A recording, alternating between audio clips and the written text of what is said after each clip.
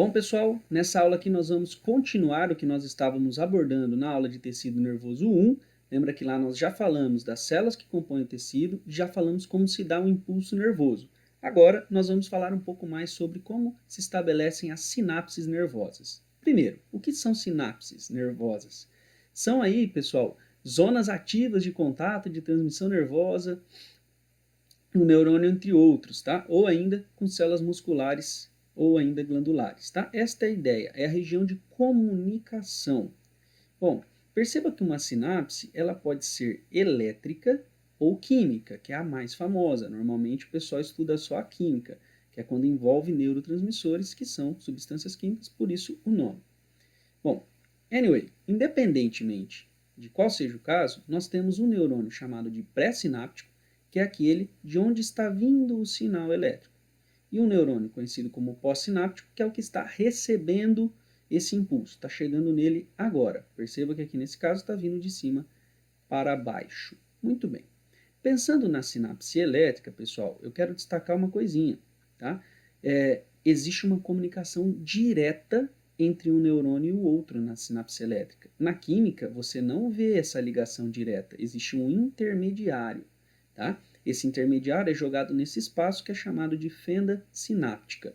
Mas na elétrica não tem, passa direto. Tá? O impulso nervoso chega e vem diretão. Porque existem esses complexos proteicos chamados de gap junctions ou junções comunicantes. Pessoal, a sinapse elétrica ela tem características de ter uma maior velocidade e maior precisão. Por quê? Não tem como os neurotransmissores se perderem numa fenda sináptica, né? Só vai passar essa sinapse nos neurônios que estão ligados por meio dessas junções do tipo gap, né, as junções comunicantes. Tá? Então, é muito precisa essa sinapse aqui, muito rápida. Onde que nós encontramos esse tipo de sinapse elétrica? No músculo cardíaco, coração, e no músculo liso. Aí, pessoal, o músculo liso eu posso citar, por exemplo, o intestino. Então, os movimentos peristálticos são coordenados por sinapses elétricas. Você pode se perguntar, professor, se ela tem mais velocidade, mais precisão que a química, por que então que todos os nossos sinapses não são elétricas? Pessoal, um dos motivos é que ela não pode ser bloqueada. Tá? Uma vez dado esse impulso, ele vai até o final. Então, o que acontece, pessoal? Numa sinapse química, é possível bloquear, né, utilizando inclusive drogas para isso, ou mesmo o nosso corpo consegue diminuir a produção, enfim, retardar da maneira que for adequada naquele momento. Então, existem muitas vantagens da sinapse química. Tá? E uma grande diferença é que, diferentemente na sinapse química, que é unidirecional, sempre vai lá do corpo celular em direção ao terminal do axônio, né, dendrito, corpo celular, axônio, aqui não, ela pode ir e voltar, tá? Ela é bidirecional. Muito bem. Já as químicas usam esses mediadores químicos chamados de neurotransmissores. Ela é unidirecional porque depende, né, do armazenamento desses neurotransmissores, liberação. A gente não vai ter esses neurotransmissores, por exemplo, lá no corpo celular, lá em cima, normalmente. Então, eles vão se localizar sempre no final do axônio. Aí, pessoal, o que acontece? Esses neurotransmissores eles vão ser recebidos em proteínas da membrana, tá? Ou de outro neurônio, ou do músculo efetor. Né? Fazendo o quê? Aumentando ou diminuindo a permeabilidade, principalmente de sódio, né? O que faz com que, entrando sódio no próximo neurônio, por exemplo, um novo impulso nervoso seja desencadeado. Tá?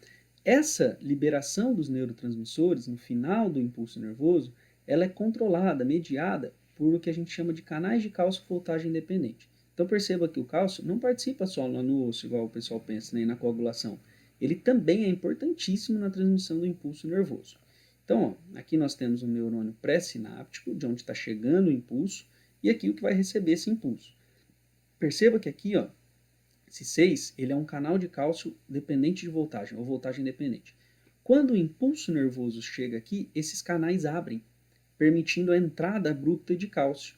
Quando o cálcio entra, existe uma série de reações que faz com que essas bolsas contendo os neurotransmissores sejam então encaminhadas para o processo de exocitose, onde esses neurotransmissores são liberados e capturados no próximo neurônio.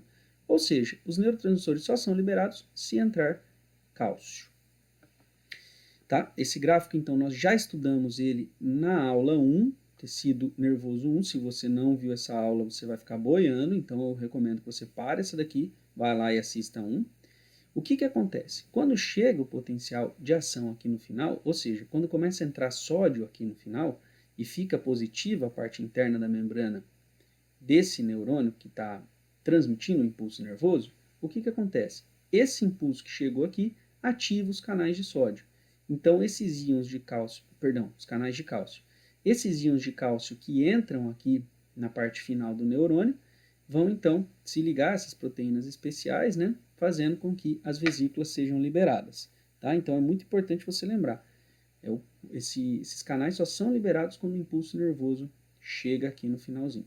Tá? O que que acontece? Aqui nós temos um neurotransmissor muito famoso que é a acetilcolina. Então aqui tem o processo de entrada de cálcio, liberação das vesículas, né? E a acetilcolina sendo liberada.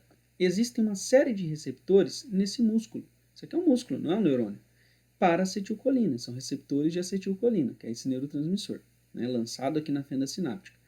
Eles vão então capturar essa acetilcolina, o que vai desencadear um novo impulso nervoso no músculo. Aí, obviamente, esse impulso nervoso desencadeia um processo de contração. Como que esse processo não se torna infinito? Pessoal, é o seguinte, ó, nós temos aqui a acetilcolina que ela se liga, permite a entrada de sódio, mas tá, essa acetilcolina vai ser quebrada para que esse impulso não fique para sempre, né? Então ela vai ser destruída por uma enzima chamada acetilcolinesterase, no caso aqui, né? Não precisa ficar decorando esses nomes. Isso faz com que o impulso não seja permanente. Existem algumas drogas que atuam justamente impedindo esse processo, fazendo com que o impulso se torne constante, permanente, enquanto a droga está presente ali. Muito bem. Essa parte é uma parte bem específica, tá? Mas eu quero mostrar para vocês que existem diferenças tanto na forma quanto no tipo de impulso de neurotransmissores que existem nos diferentes partes do sistema nervoso. Por exemplo, o neurônio de um sistema nervoso periférico do tipo somático, pessoal, aqueles que vão levar o impulso até os músculos, perceba que eles são fortemente mielinizados, tem muita mielina. A esclerose lateral amiotrófica ou esclerose múltipla, né, mas a lateral amiotrófica no caso, ela vai estar associada à destruição desta bainha de mielina dos neurônios motores, né? Isso faz com que a pessoa perca a capacidade de controlar os músculos, o músculo atrofia. Muito bem, esse tipo de neurônio tem como neurotransmissor acetilcolina, tá? E isso causa um estímulo positivo no músculo esquelético e ele contrai. Mas perceba que existem neurônios, pessoal, que têm bem menos mielina e neurônios que não têm mielina. Tá? Existe sim, já vi questão de vestibular cobrar isso e as pessoas achavam um absurdo. Bom, aí eu preciso falar, né, do sistema nervoso periférico, mas aquele que a gente não controla conscientemente, tá? Que é o autônomo ou visceral. Os neurônios lá vão ser bem diferentes. Primeira coisa, eles são fracamente mielinizados, têm menos mielina.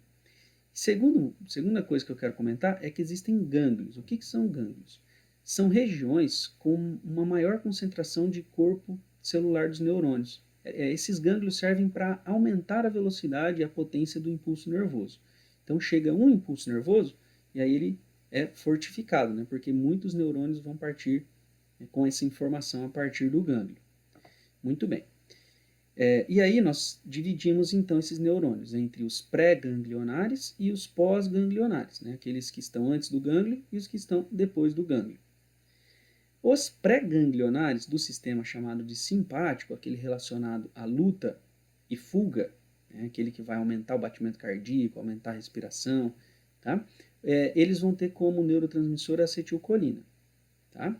Mas os pós-ganglionares, que são aqueles que vão estar diretamente associados aos músculos, aos órgãos efetores, né? Eles vão ter como neurotransmissor principal a noradrenalina, ou norepinefrina, aqui no caso. Tá? Então, perceba, sistema nervoso autônomo, visceral, simpático, relacionado à luta e fuga, tem como neurotransmissor nos neurônios pré-ganglionares a acetilcolina, mas depois, nos pós-ganglionares, os que estão diretamente ligados aí aos órgãos efetores, é a noradrenalina. Já no parasimpático, que está relacionado com o processo de relaxamento, né, o contrário do simpático, da luta e da fuga, que é relaxamento, só vai ter acetilcolina como neurotransmissor, seja nos pré-ganglionares como nos pós-ganglionares. Tá? Então esse slide ele é bem específico, é para quem quer aprofundar um pouco mais os seus conhecimentos aí. Beleza, pessoal? Então é isso que eu queria falar de tecido nervoso. Se você ficou com alguma dúvida, deixa aí nos comentários. E se você ainda não deixou o seu like, agora é a hora. Fechou? Muito obrigado aí por assistir o vídeo, pessoal. E qualquer coisa, estou aí. Mande sugestões de aulas. Enfim, se você gostou, se não gostou, deixe seu comentário aí que eu respondo assim que der, beleza? Falou, pessoal!